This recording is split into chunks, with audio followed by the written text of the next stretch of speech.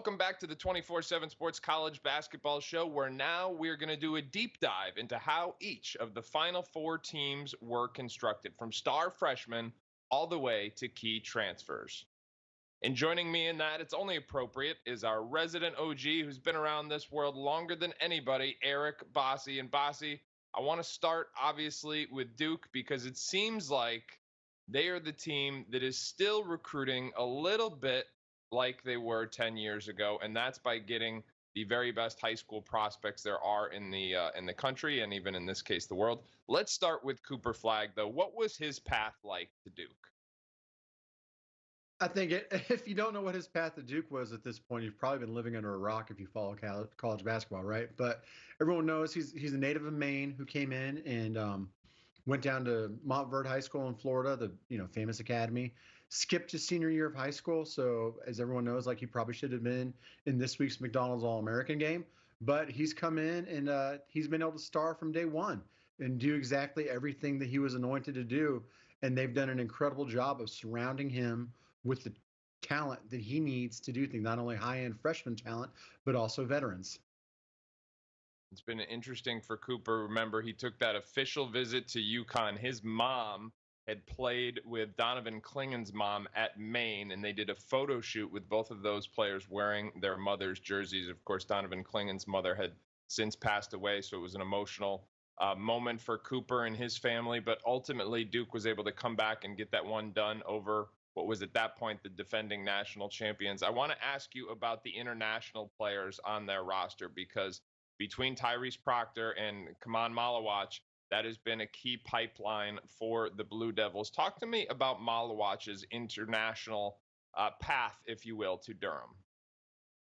Yeah, so Malawach is the 7-footer from the South Sudan who got involved in the NBA Global Academy stuff. So Duke was able to establish some really good Global Academy stuff, which they actually built when they recruited Tyrese Proctor, and they were able to, build on those connections and ties that they had. But Malawach was a big guy who we didn't see until probably his junior year. And once he broke onto the scene, it was pretty clear that he was an elite guy.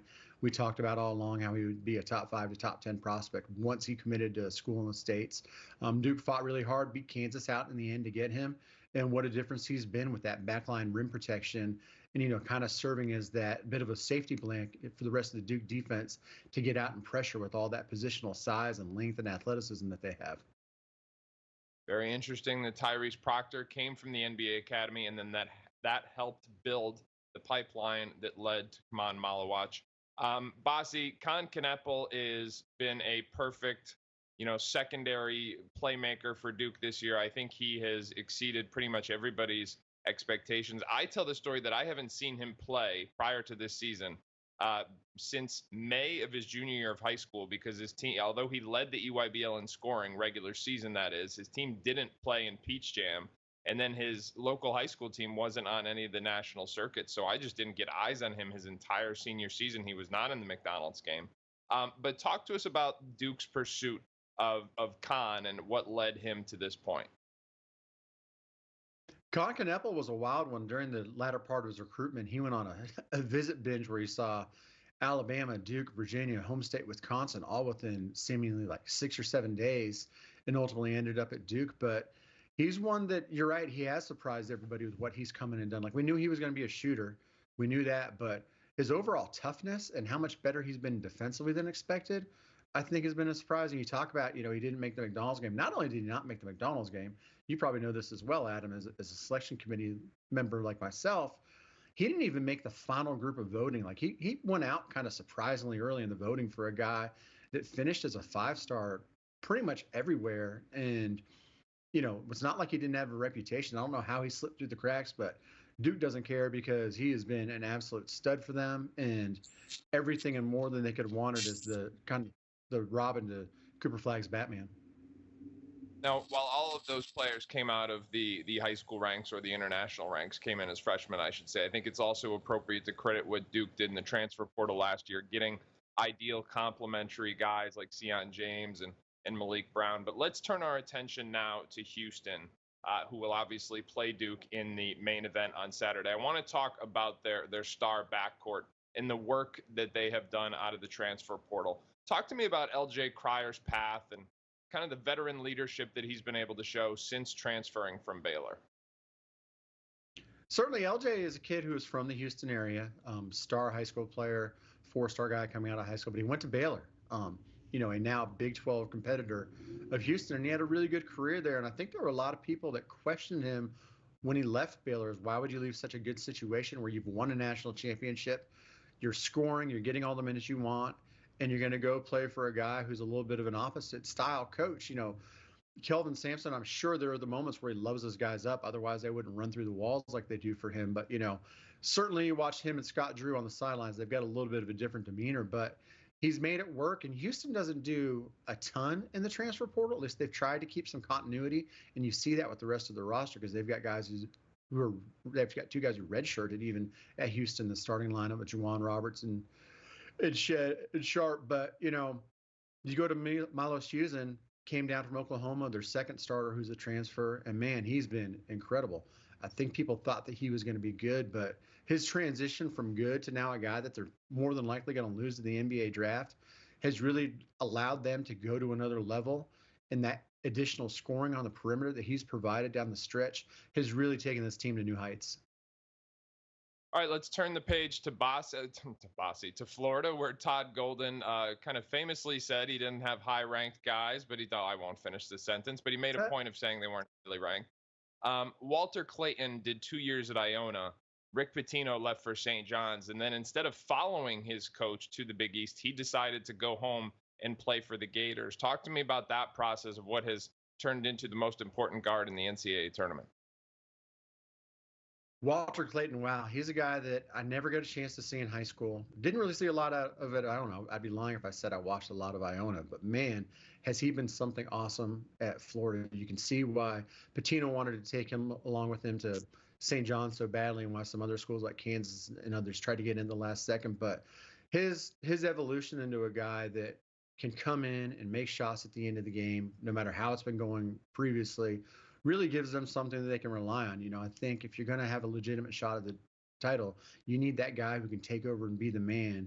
And he's established himself as one of the premier guys at that in college basketball, and is probably a top 3 player in the game. And these Final Four teams, they feature probably the top 3 players in the game with him and Janai Broome at Auburn and Cooper Flagg at Duke. So they've got their own little superstar, and it's been awesome to watch him develop under Todd Golden.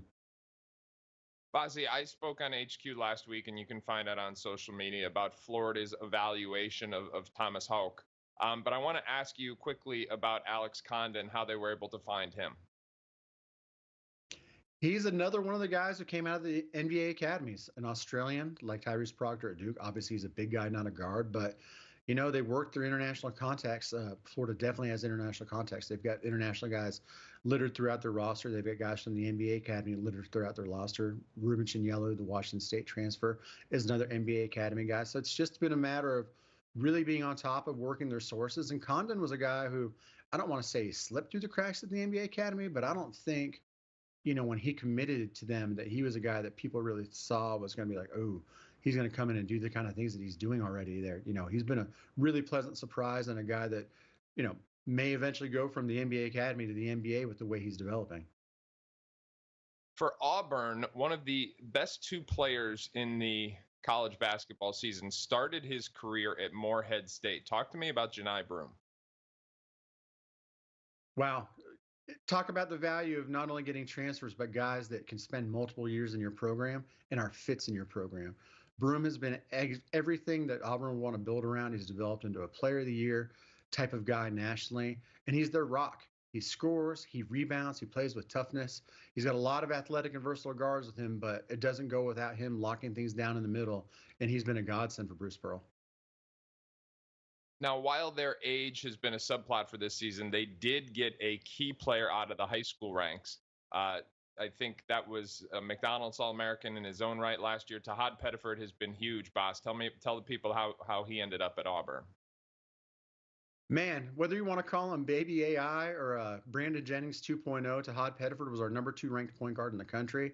And we knew he was going to be a great fit coming out of New Jersey to Auburn. But man, they worked him early. They did a great job of developing him and, identifying that they had a relationship there and got him in. And he's been amazing. He's been willing to come off the bench when needed, and he just provides that instant offense. And just a guy, when it all breaks down, can go and get a bucket. And I think there were some questions about how much of a team guy he was going to be, which seemed totally crazy now when you watch that guy play, because he lays it all on the line for Auburn, and has just been incredible for them down the stretch.